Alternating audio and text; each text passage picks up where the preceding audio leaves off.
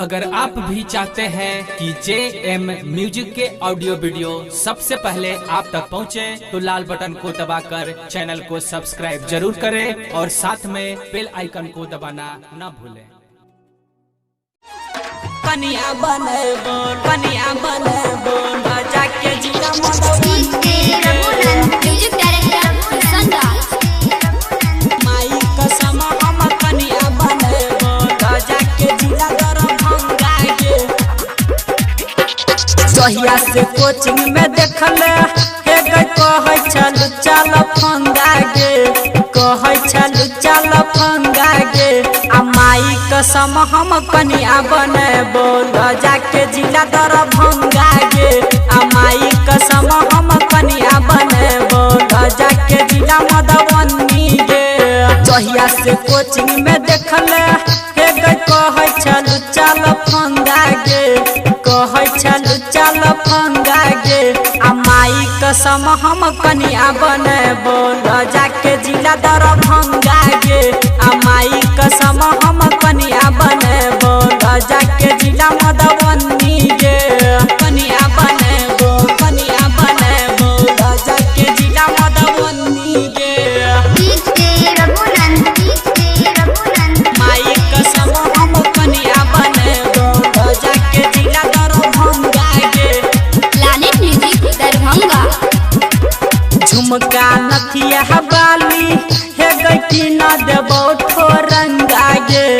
कि न देबो ठोरंगा गे आ तोरा लगे बोल न आ कि न बहु सारी बढ़िया गे आ माई कसम हम कनिया बने बोल जाके जिला खगड़िया गे आ माई कसम हम कनिया बने बोल जाके जिला पूर्णिया गे सहिया से कोचिंग में देखले हे गई कहै चल चल फंगा गे कहै चल चल फंगा गे आ माई कसम हम कनिया बने बोल जाके जिला दरभंगा गे आ माई कसम हम कनिया बने बोल जाके जिला मधुबनी गे प्लैनेट म्यूजिक दरभंगा कनिया बने बोल जाके जिला मधुबनी गे माई कसम हम कनिया बने बोल जाके जिला दरभंगा गे जिला जवार में तोहर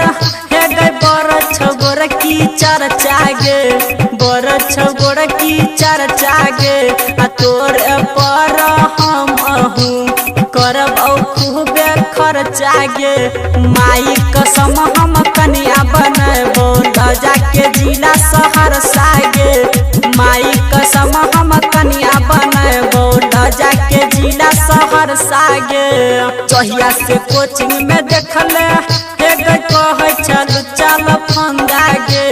कहै चल चल फंगा गे आ माई कसम हम कनिया बने बोल जाके जिला दरभंगा गे आ माई कसम हम कनिया बने बोल जाके जिला मधुबनी गे प्लैनेट म्यूजिक दरभंगा कनिया बने बोल जाके जिला मधुबनी गे माई कसम हम कनिया बने बोल जाके जिला दरभंगा गे राइटर रंजित किशन हे गे कहै छो तोरा लाला मुनिया गे कहै छो तोरा लाला मुनिया गे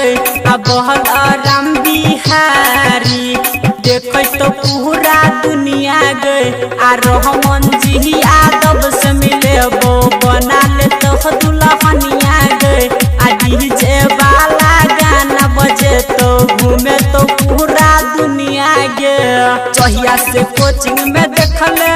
हे गई कहै चल चल फंगा गे कहै चल चल फंगा गे आ माई कसम हम कनिया बने बोल जाके